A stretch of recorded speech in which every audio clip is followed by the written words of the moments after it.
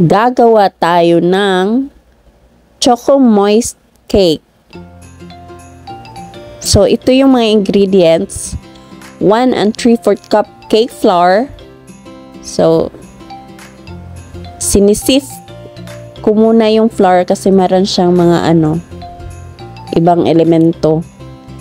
Tapos, pagkatapos niyan, 1/2 cup cocoa powder, 1 1/2 teaspoon baking powder, 1 1/2 teaspoon baking soda, and 1/2 teaspoon salt.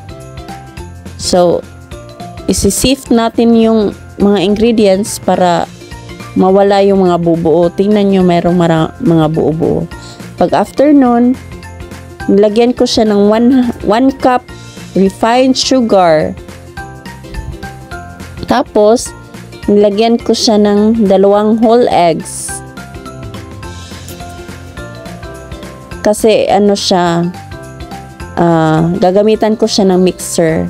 Pwede mo naman gamitan ng wire whisk. Tapos, evaporated milk 1 cup. 1/2 cup coconut oil. 1 teaspoon vanilla extract.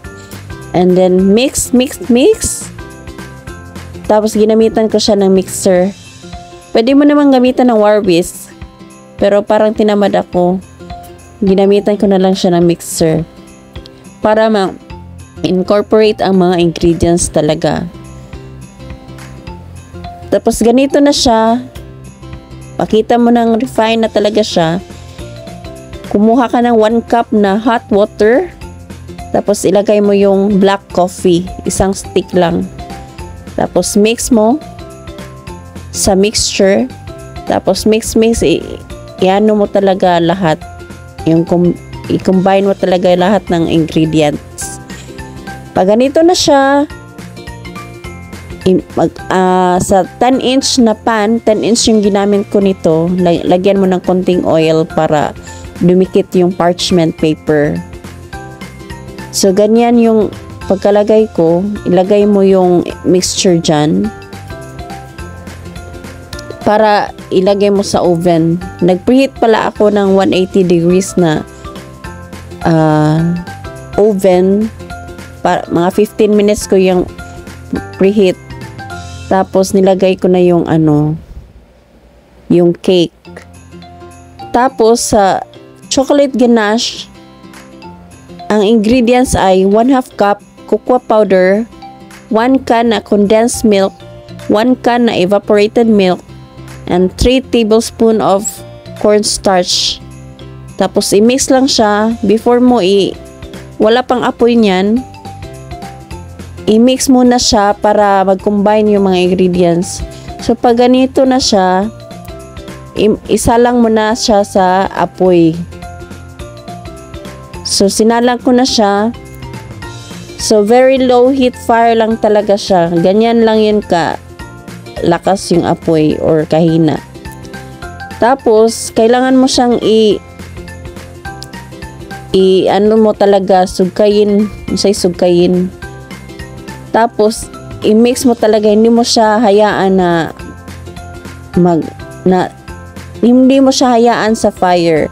Kailangan every i-mix mo talaga kasi masusunog yung chocolate. Mabilis masunog. So 20 minutes yan. For 20 minutes ginawa kong ganyan. So pag ganyan na siya lapot, pwede na yan. Tapos ilagay na yung butter. So ganyan lang yung karami yung butter na nilagay ko.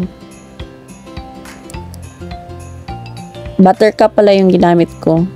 Tapos i-mix. Kailangan matunaw na yung butter. Tapos pagkatapos matunaw, palamigin mo na yung chocolate ganache. Lamig kay siya pag tilaw na ko. Kani siya pagkaluto na niya, wala na siya na uban. Hindi na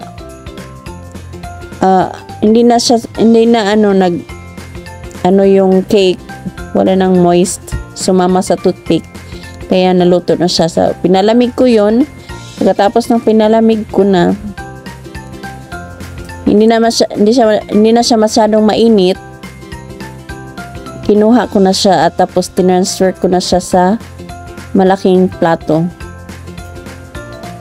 So, may parchment paper. Kinuha ko na yung parchment paper para i-cut ko half para maging 2 layer.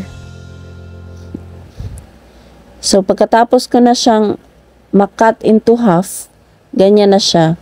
Nilagyan ko na siya ng chocolate ganache. Dinamihan ko yung pagkalagay kasi para maging balance yung ma-distribute well yung chocolate. Kailangan i-cut ko into half. So ganyan na yung chocolate. Tapos nilagay ko yung kalahati. So nilagyan ko na naman siya ng chocolate ganache.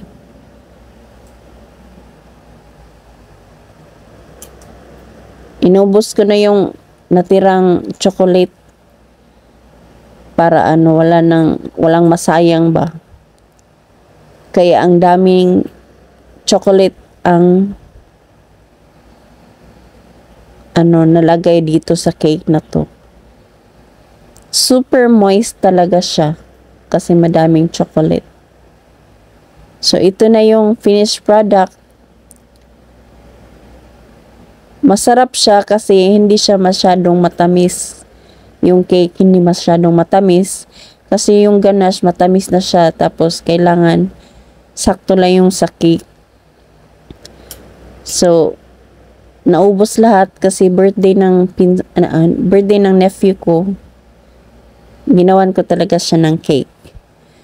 So kain tayo guys. Ang sarap-sarap niya. Hindi siya masyadong matamis. Pero may tamis naman talaga siya kasi chocolate to eh. So limit lang ang pagkakain ng mga matatamis. Thank you for watching.